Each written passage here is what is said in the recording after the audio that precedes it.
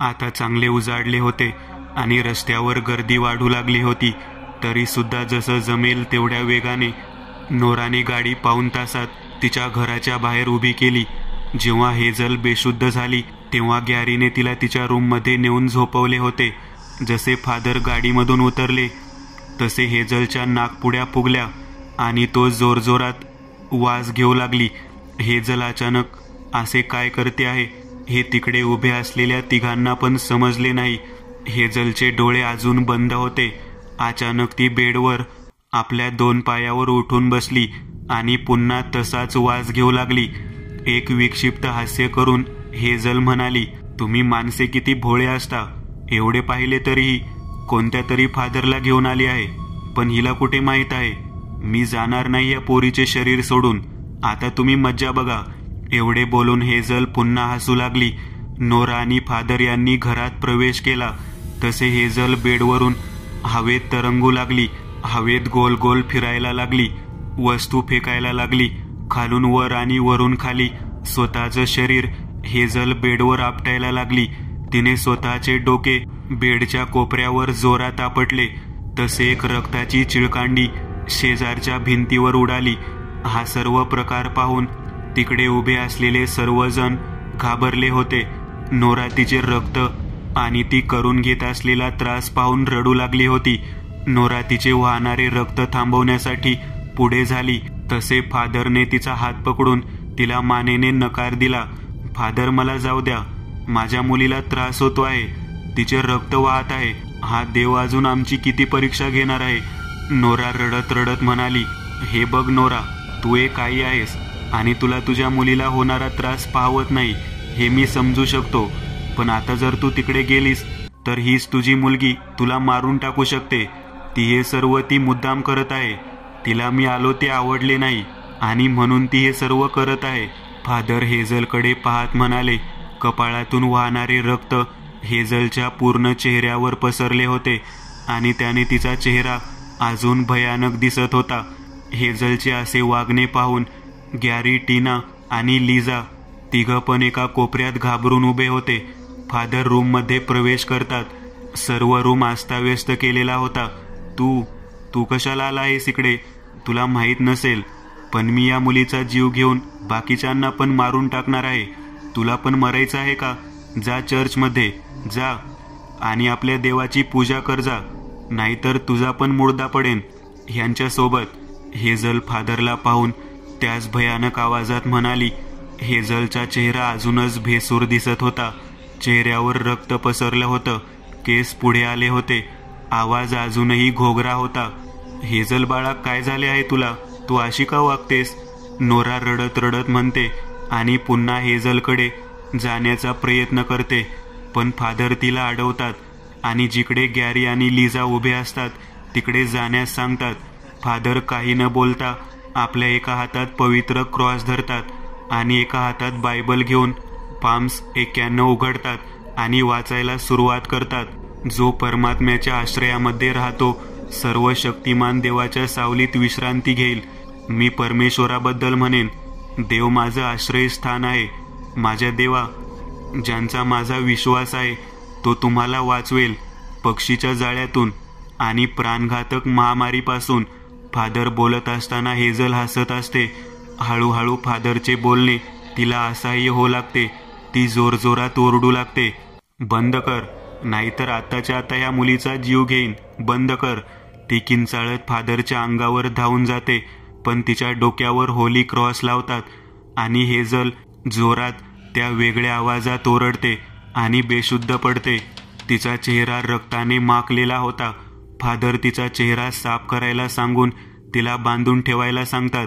नोरा तिचा चेहरा साफ करते आणि जिकडे जखम आहे तिकडे मलम लावते. हे सर्व करताना तिच्या डोळ्यात पाणी असतं. गॅरी हेझलला बेडला बांधून ठेवतो. फादर, आपण तिला बांधून का ठेवलं आहे? ती मुक्त झाली आहे ना? गॅरीने विचारलं.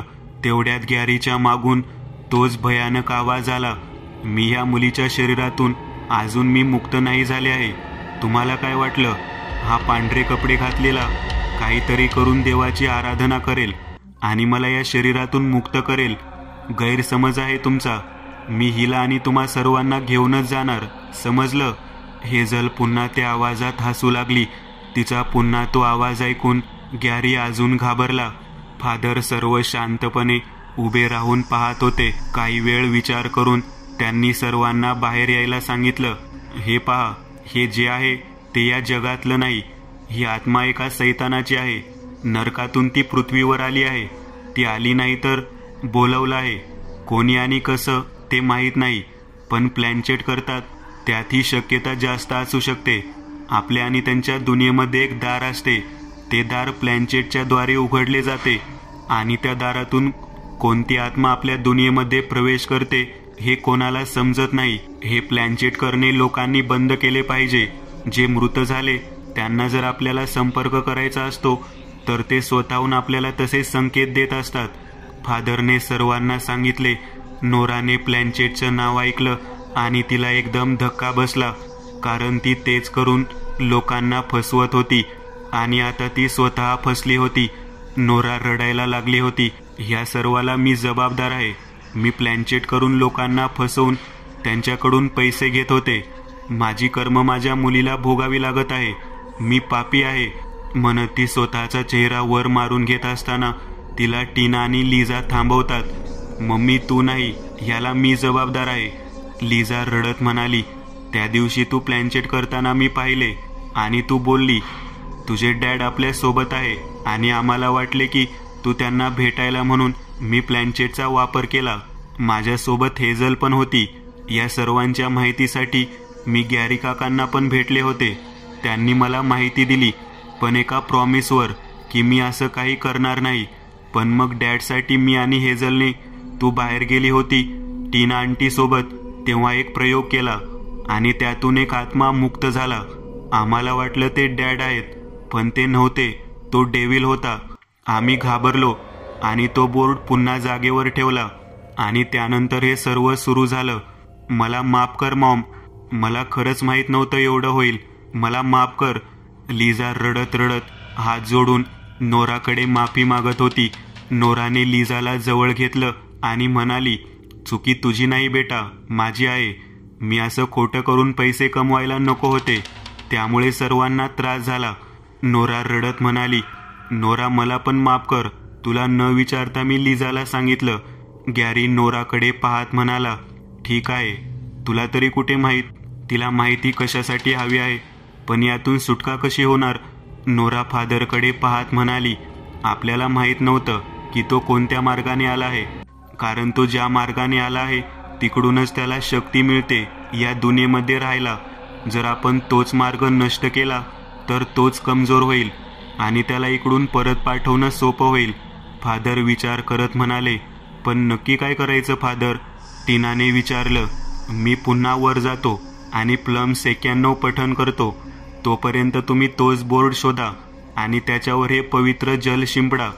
जसा त्याच्यावर पवित्र जल शिंपडलं जाईल तसं त्या डेव्हिलची तडफड सुरू होईल. मग मी त्याच्या डोक्याला होली क्रॉस लावेन आणि त्याला पुन्हा नरकात जाण्याचा आदेश देईन. तुम्ही तोपर्यंत तोच बोर्ड अग्नीमध्ये टाका, म्हणजे तो पूर्ण जळून जाईल आणि त्याला मिळणाऱ्या शक्तीचा रस्ता बंद होईल. पण एक लक्षात ठेवा, जर तो बोर्ड पूर्ण नाही जळला तर मात्र ह्या डेव्हिलला कोणी थांबू शकणार नाही, कारण अजून त्याने त्याचा पूर्ण शक्तीचा वापर केला नाही आहे. जेव्हा त्याला त्याच्या पूर्ण शक्ती मिळतील तेव्हा मात्र तो ह्या जगावर राज्य करेल आणि त्याला लवकरच मिळणार आहेत आणि आपल्याकडे वेळ खूप कमी आहे. त्यामुळे आपल्याला जेवढ्या लवकर हे काम करता येईल तेवढ्या लवकर करणे गरजेचे आहे. फादर सर्वांकडे पाहत म्हणाले, ठरल्याप्रमाणे सर्व प्रक्रिया सुरू होते. फादर यांनी पुन्हा रूममध्ये प्रवेश केला आणि त्यांना पाहून हेझल पुन्हा विक्षिप्तपणे हसली. अरे, मला वाटले तू घाबरून पळून गेलास, पण तू तर पुन्हा आलास. मरायची हौस नसेल ना तुला तर निघून जा इकडून आणि करत राहा तुझ्या देवाची सेवा. फक्त थोडा वेळ. एकदा का आजची रात्र उगवली की माझी सर्व शक्ती मला मिळून जाईल आणि मग मी ह्या जगावर राज्य करणार. इकडे अंधाराचे साम्राज्य पसरणार आणि तेव्हा तू माझा सेवक म्हणून काम पहा. लोकांना माझी पूजा करायला सांग. एवढे बोलून हेझल हसू लागली होती. फादरने तिच्याकडे एकदा पाहिले आणि हसून म्हणाले, तुझे राज्य प्रस्थापित करण्याचा तू अनेक वेळा प्रयत्न केला, पण दरवेळी तू तोंडावर पडला. आणि ह्यावेळी सुद्धा आम्ही जिंकू देणार नाही, कारण आम्हाला समजले आहे तू कुठून आला आणि तुला रोखायचे कसे. बोलून फादर हसू लागले. फादरने पुन्हा बायबल उघडले आणि ते वाचू लागले. हेझलच्या शरीरामधील डेव्हिलची तडफड होण्यास सुरुवात झाली. फादर शांतपणे वाचत होते. ए फादर, हे काय करत आहेस? बंद कर, नाहीतर परिणाम वाईट होतील. बंद कर. डेव्हिल ओरडत होता, किंचाळत होता, धमकी देत होता, पण त्याचा फादरवर काहीच परिणाम होत नव्हता. समजत नाही का? बंद कर सांगितलं ना. तडफड करत असताना हेझलची रस्सी सुटते आणि ती फादरच्या अंगावर धावून जाते. फादर तिच्या कपाळावर होली क्रॉस लावतात. झटक्याने ती मागे पडते. पुन्हा उठून ती लाकडी पलंगाचा पाय मोडते आणि फादरच्या दिशेने भिरकावते. तो लाकडी पाय फादरच्या पोटात लागतो आणि ते बायबल सोबत खाली पडतात. हेझलला समजले होते की ते तोच बोर्ड नष्ट करणार, म्हणून ती पळत खालच्या दिशेने येऊ लागते.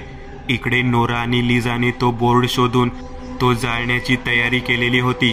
त्यांनी तोच बोर्ड घरच्या मागच्या बाजूला घेऊन गेले होते आणि त्यावर रॉकेलचा पूर्ण कॅन उलटून त्याला आग लावणार. तेवढ्यात एक भयान किंकाळी तिकडे असलेल्या गॅरी, टीना, नोरा आणि लिझाच्या कानावर पडते. तसे ते सर्व त्या दिशेने पाहू लागतात. जमिनीवर हेझल बेशुद्ध पडली होती. नोरा तिला पाहून भावूक होते आणि तिला उचलण्यासाठी नोरा पळत तिच्या दिशेने जाते. नोरा आपल्या हातातील बोर्ड हेझलच्या शेजारी ठेवते आणि तिचे डोके आपल्या मांडीवर घेऊन रडत असते.